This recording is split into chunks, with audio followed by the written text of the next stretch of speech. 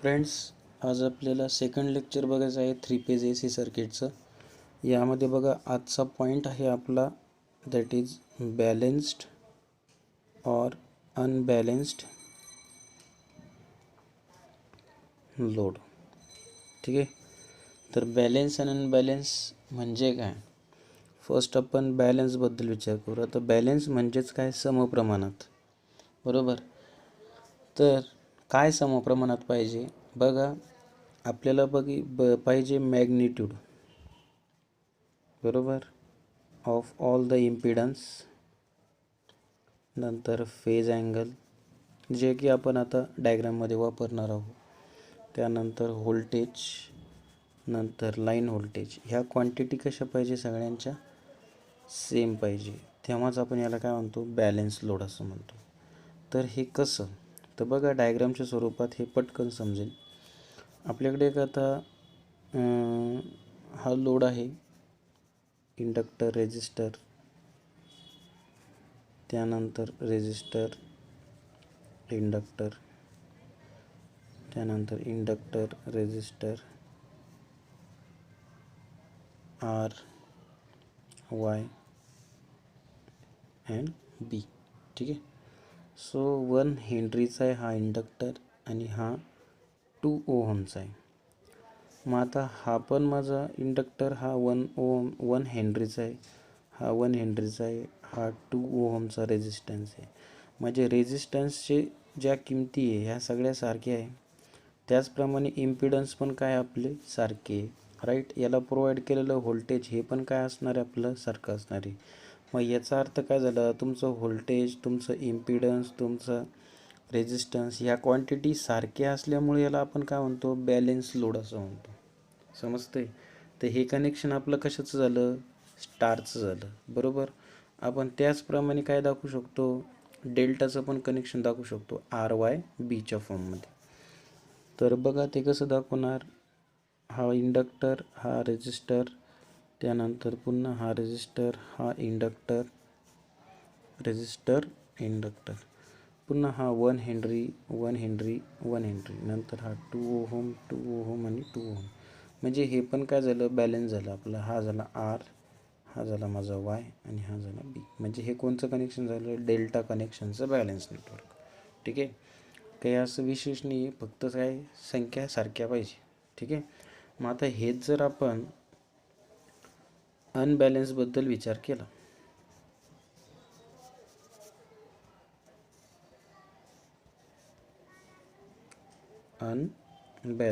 अनबॅलेन्समध्ये होणार काय? काही नाही, फक्त याच्यामध्ये तुमचा काय होईल? इम्पिडन्सच्या व्हॅल्यू बदलतील. म्हणजे तुमचा रेजिस्टन्स R1 हा R2 सोबत इक्वल राहणार नाही, R2 हा R3 सोबत. म्हणजे ही इक्वल संख्या राहणार नाही. जसं इथं 2 आहे तर इथं काय राहील? 3 ओहम राहील, राईट. इथं असणार काय? 4 ओहम असणार. म्हणजे काय? वेगवेगळ्या संख्या असणार. त्याचप्रमाणे तुमचा जो इंडक्टन्स आहे, राईट. इंडक्टन्स म्हणजे एलच्या व्हॅल्यू, हे 1 हेनरी असेल, कोणाच्या 2 हेनरी असेल, 3 हेनरी असेल. म्हणजे हे काय? यांच्या व्हॅल्यू ह्या चेंज झालेले असतील, म्हणून आपण त्याला काय म्हणतो? अनबॅलेन्स्ड लोड. आणि हेच आपल्याला दाखवायचं कशामध्ये? स्टारमध्ये आणि डेल्टामध्ये. काही असं विशेष यामध्ये नाही. ठीक आहे. तर यानंतर बघा आपला that is relation between voltage and current for balance star load. आपल्याला आता बघायचं काय?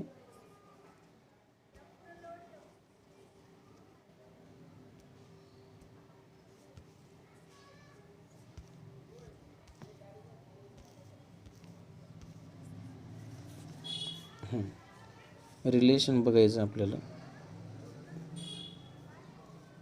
Relation between voltage and current for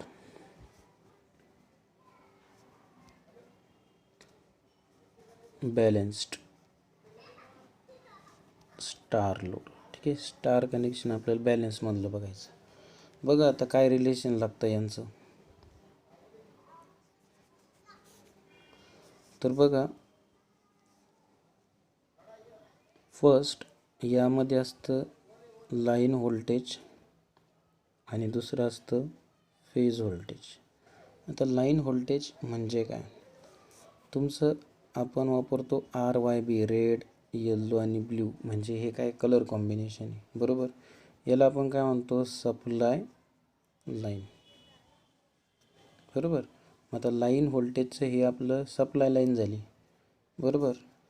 आणि ह्या पोटेन्शियल डिफरन्स जे आपण वापरतो, म्हणजेच काय व्होल्टेज आपण जे वापरतो हे कोणच्या अक्रॉस वापरतो, ह्या लाईन व्होल्टेजच्या अक्रॉस वापरतो, म्हणजे RYBच्या अक्रॉस, बरोबर. मग आता मला सांगा, मी ज्यावेळेस व्होल्टेज वापरतो तर हे VRY पण कॉम्बिनेशन करू शकतो, म्हणजे वायर जोडू शकतो. VRB वापरू शकतो, त्यानंतर VYB वापरू शकतो, VYR वापरू शकतो. हे काय झाले, असे वेगवेगळे 6 पॉसिबल कॉम्बिनेशन आपण ह्या लाईन व्होल्टेजमध्ये वापरू शकतो, बरोबर. त्यानंतर यामध्ये जो फ्रिक्वेन्सीचा पार्ट आहे, तर यामध्ये फ्रिक्वेन्सी वापरली जाते 50 हर्ट्झ, बरोबर. आणि दुसरा म्हणजे महत्त्वाचा जो की अँगल असतो, हा किती असतो, 60 डिग्री. लक्षात असू द्या, लाईन व्होल्टेज हे तुम्ही RYB लाईनच्या फॉर्ममध्ये वापरता. याच्या अक्रॉस तुम्ही पोटेन्शियल डिफरन्स म्हणजे व्होल्टेज अप्लाय करता, म्हणून त्याला लाईन व्होल्टेज असं म्हणतात. हे वेगवेगळ्या प्रकारचे 6 कॉम्बिनेशन तुम्ही करू शकता. फ्रिक्वेन्सी आहे तुमची 50 हर्ट्झ आणि अँगल आहे किती, 60 डिग्री, बरोबर. याला आपण म्हणतो लाईन व्होल्टेज, राईट. त्यानंतर आपण आता फेज जे व्होल्टेज म्हणतोय, तर फेज व्होल्टेज म्हणजे काय. आता फेज व्होल्टेजमध्ये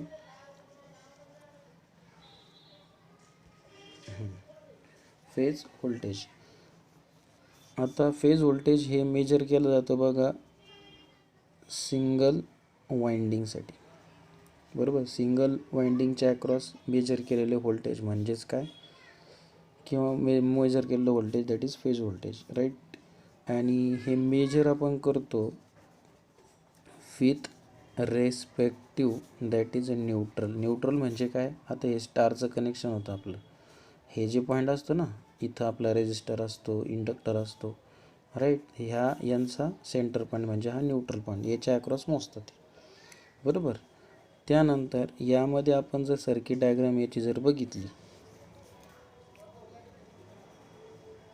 हा एक पॉईंट,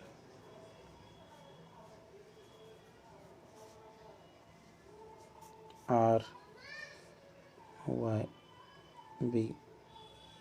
ठीक आहे. त्यानंतर VRY आणि देन VYB, ठीक आहे. तर हे काय आले, याच्या अक्रॉसचं व्होल्टेज झालं, या दोन पॉईंटचं, ओके. हे रिलेशन कसं झालं, लाईन व्होल्टेज आणि फेज व्होल्टेज. तर आपल्याला बघायचं आता काय रिलेशन बिटवीन लाईन व्होल्टेज आणि फेज व्होल्टेज, या दोघांचं आता रिलेशन आपल्याला बघायचं.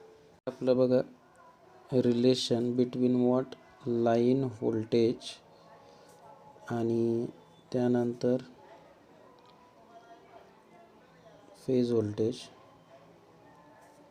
For what, star. आता या दोघांमधलं काय आपल्याला कॉम्बिनेशन बघायचं, लाईन व्होल्टेज आणि फेज व्होल्टेजचं. तर बघा आपलं लाईन व्होल्टेज हे किती असतं, तर लाईन व्होल्टेज असतं आपलं 415 ते 440 व्होल्टपर्यंत. त्यानंतर फेज व्होल्टेज जे आपलं असतं ते असतं 230 किंवा 240 व्होल्ट, बरोबर. लाईन व्होल्टेज हे काय मोठं आहे. त्यानंतर ह्या दोघांची जी फ्रिक्वेन्सी असते, तर ही फ्रिक्वेन्सी असते 50 हर्ट्झ. दोघांना कशी असते, ही सेम असते, बरोबर. पण त्यांचं व्होल्टेज हे काय असतं, वेगळं असतं. त्यानंतर यामध्ये जे लाईन व्होल्टेज असतं, ठीक आहे, हे ग्रेटर असतं कोणापेक्षा, फेज व्होल्टेजपेक्षा किती पटीनं, √3 टाइम्स, ठीक आहे. म्हणजे line voltage which is equals to √3 times what, a phase voltage, right. Then आपल्याला जर इथे याची सर्किट डायग्राम जर बघायची म्हटली, तर हा आपला इम्पिडन्स झाला Z, हा एका पॉईंटला कनेक्ट आहे.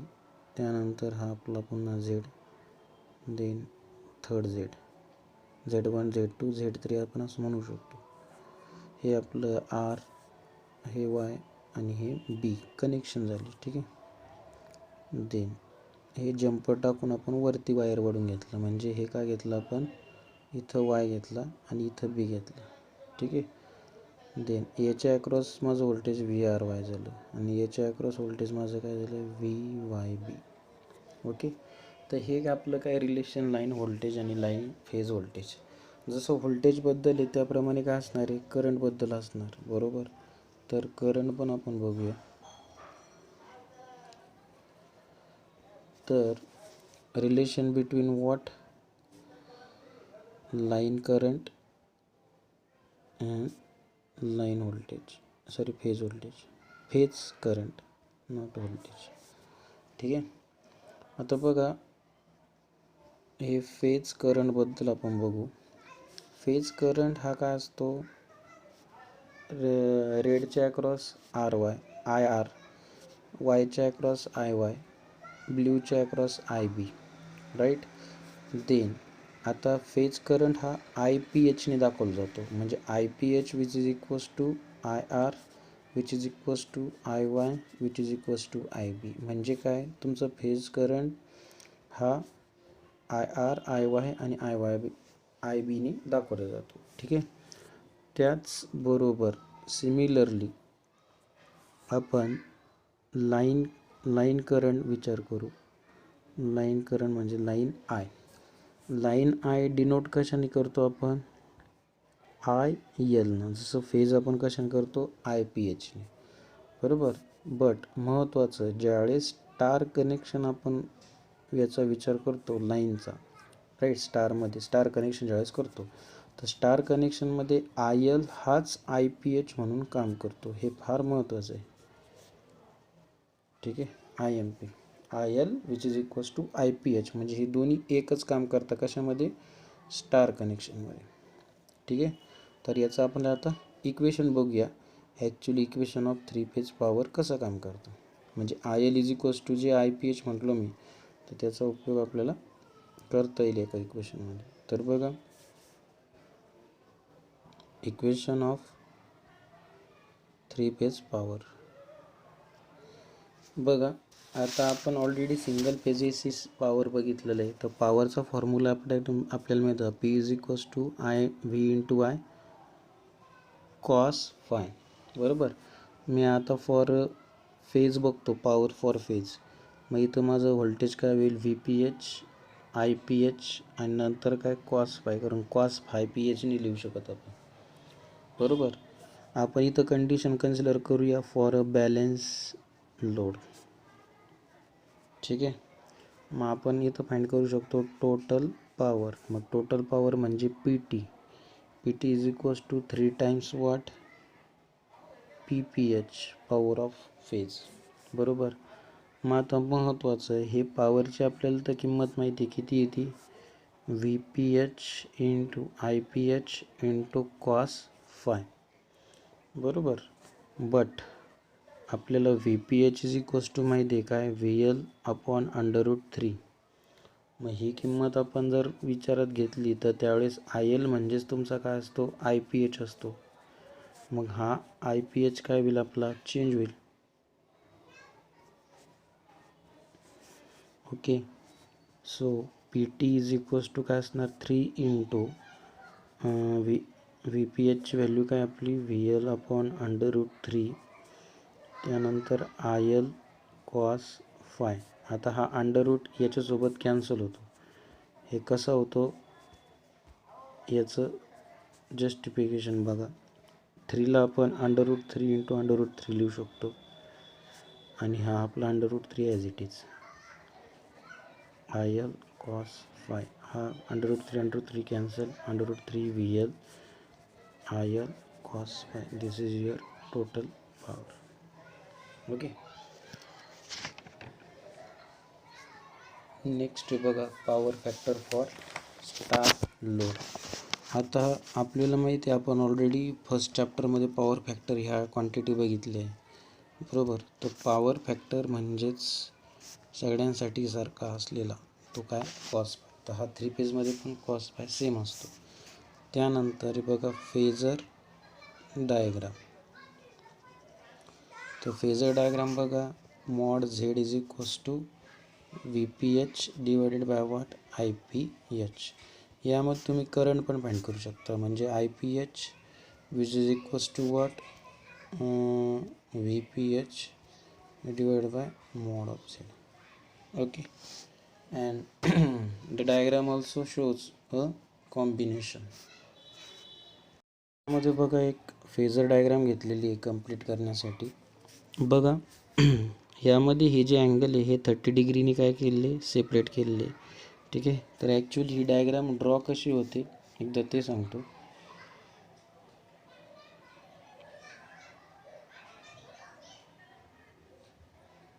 बघा आपल्याकडं हा आपला VB आहे, गेटिंग, देन हा आपला VR आहे, राईट, अँड देन हा VY आहे, बरोबर. याला मी पुढं काय करू शकतो, डॉट डॉट डॉट डॉट लाईनने एक्सटेंड करू शकतो, राईट. देन त्यानंतर याच्या अक्रॉस आता हे VRच्या अक्रॉस काय झाला, हा VR डॅश झाला, हा VBच्या अक्रॉस हा VB डॅश झाला, आणि हा VYच्या अक्रॉस काय झाला, -V डॅश, किंवा मायनसच्या फॉर्ममध्ये लिहा, डॅशच्या न करता. ठीक आहे. देन आता हे जे आहे याच्या अक्रॉस आता मला हा VR डॅश झाला, बरोबर. देन ह्या दोघांमध्ये माझा काय असणार आहे, एक व्होल्टेज असणार आहे VRB वाला. ठीक आहे. त्यानंतर ह्या दोघांच्या अक्रॉस माझं व्होल्टेज असणार आहे VYR बद्दल, बरोबर. याच्या अक्रॉस माझं व्होल्टेज असणार आहे VYB बद्दल. म्हणजे मी ज्यावेळेस यांना जॉईंट करणार तर माझी डायग्राम काय होईल, अशा प्रकारे बनणार, right, like a fan. This is what a complete diagram. Okay, not more than that. त्यानंतर बघा different types of power factor and their relation वापरलेले. बघा ॲपरंट पॉवर, ॲक्टिव्ह पॉवर हे आपण ऑलरेडी बघितलेले. ठीक आहे. देन यांनी काय केलं आहे बघा, ॲपरंट पॉवर हे 3 टाइम्स मल्टिपल केलं आहे, आणि आत्ता जी इक्वेशन आपण सॉल्व केलं त्याचप्रमाणे हे इक्वेशन सॉल्व केलेलं आहे. ठीक आहे. देन हे तुम्हाला मिळतं काय, ॲपरंट पॉवर. त्यानंतर ॲक्टिव्ह पॉवरमध्ये बघा त्याच प्रकारे केलेलं आहे. तर ॲक्टिव्ह पॉवर तुम्हाला काय मिळतं आहे, √3 VL IL. यामध्ये फक्त कॉस फाय आहे, यामध्ये कॉस फाय नाही. ठीक आहे. देन आणि रिॲक्टिव्ह पॉवर म्हणजे Q आपण म्हणतो, तर हा in the form of sine असतो, हे आपण ऑलरेडी फर्स्ट चॅप्टरमध्ये बघितलेलं आहे. ठीक आहे. त्यानंतर बघा पॉवर ट्रायंगल. पॉवर ट्रायंगल म्हणजेच आपला 90 डिग्री आणि युजिंग वॉट, पायथागोरस थेरम. तर आपण आत्ताच फाइंड केला, ॲपरंट पॉवर हा हायपोटेनस झाला, नंतर ॲक्टिव्ह पॉवर हा आपला बेस झाला, रिॲक्टिव्ह पॉवर आपला हाईट झाला. ज्यावेळेस तुम्ही याला in the form of Pythagoras वापरशाल, राईट, तर हे तुम्हाला इक्वेशन मिळतं S = √P² + Q², जे की तिथं पण आपलं तेच होतं. ठीक आहे. आणि इथं पुढं बघा तुम्हाला काही कंपॅरिझन दिलेले, right, star connection, delta connection, right, consolidated दिलेले. Okay. Then application of what, 3 phase. काय ॲप्लिकेशन आहे बघा, 3 फेज इंडक्शन मोटरमध्ये, सिंक्रोनस मोटरमध्ये, सबमर्सिबल वॉटर पंपमध्ये, right, large factory and educational इन्स्टिट्यूशनमध्ये याचा उपयोग होतो. ओके. तर याचे आता एक्झाम्पल्स राहिले, राईट. तर आपण याचे एक्झाम्पल्स बघूया. बघा फर्स्ट काय दिलं आहे, अ 3 आयडेंटिकल कॉईल दिलेलं आहे बघा, 4.2 + J 5.6 Ohm are connected in a star across a 415 volt and 3 phase 50 Hz supply, right. Determine VPH. पहिले तुम्हाला VPH फाइंड करायचं. दिलं काय, पहिले तुम्हाला कॉईल हे इन द फॉर्म ऑफ तुम्हाला रेजिस्टन्स दिलेला आहे, राईट. त्यानंतर व्होल्टेज आहे, राईट, आणि फ्रिक्वेन्सी. तर फर्स्ट बघा VPH फाइंड करायचं. तर VPHसाठी फॉर्म्युला काय आपला, VL/√3. VLची व्हॅल्यू पुट करा, तुम्हाला आन्सर मिळून जातं. √3ची व्हॅल्यू किती असते, 1.732. ओके. देन सेकंड काय, IPHचा फॉर्म्युला VPH/ZPH आपण आत्ताच फाइंड केला होता तो. Power factor, absorb power, right. हे तेच वापरायचं आहे आपल्याला, दुसरं काहीच करायचं नाही. ठीक आहे. आत्ता जे इक्वेशन आपण बघितले तेच. ओके. त्यानंतर बघा सेकंड एक्झाम्पलमध्ये पण तेच करले. ओके, फक्त फॉर्म्युल्यामध्ये व्हॅल्यू पुट करत चालतो आहे आपण. बाकी तुम्हाला हा लास्टला काय करायला सांगितलं त्यांनी, इक्विव्हॅलेंट सर्किट ड्रॉ करायला सांगितलं. Okay, then similarly for this one, star to delta, delta to star conversion केलं आपण. फॉर्म्युले वापरून आपल्याला काय करायचं आहे, फक्त ते सॉल्व करत जायचे, राईट. सो फॉर्म्युले व्यवस्थित लक्षात असू द्या, सगळ्या गोष्टी ह्या क्लिअर होईल. कुठं अडचणी असेल तर तुम्ही विचारू शकता. ओके, सो अशा प्रकारे आपला हा चॅप्टर पूर्ण काय होतो, कंप्लीट होतो. That is a 3 page. छोटा चॅप्टर आहे हा, प्रॉपर करा. कारण पहिले चॅप्टर थोडे मोठे असल्यामुळे बरेच विद्यार्थी त्याला स्किप करण्याचा प्रयत्न करतात. पण पहिले जर चॅप्टर समजले तर हे नंतरचे चॅप्टर समजतात. ठीक आहे.